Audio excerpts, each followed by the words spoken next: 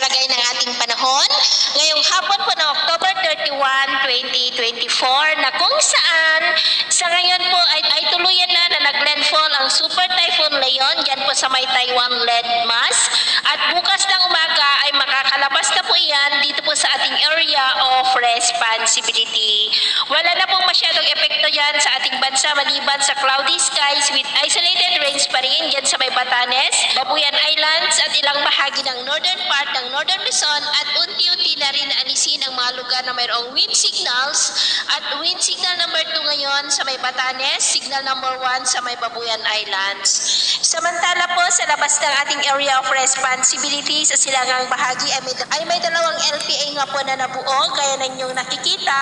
na tumaas ang tsansa ng isa na maging bagyo pero base po dito sa wind map forecast natin ay maliban po sa inaasahan na paglakas ng amihan next week ay wala naman pong bagyo o malakas na weather disturbances na mabubuo next week at sa ating long range forecast ay wala pong bagyo na namamataan na lalapit o tatawid po dito sa ating kalupaan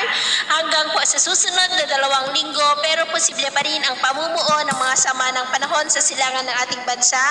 at ang development po ng mayan ang ating babantayan. At sa lagay ng ating panahon, ngayong hapon ay cloudy skies with isolated rains pa rin sa ilang bahagi ng extreme Northern Luzon,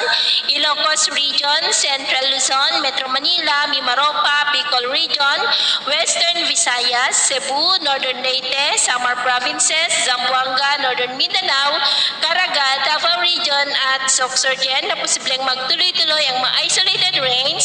sa ilang bahagi po ng ating bansa hanggang mamayang gabi kaya mag-ingat pa rin tayo sa mga banta pa rin ng mga pagbaha at pagguho ng lupa. Sa atin naman pong mga baybayin,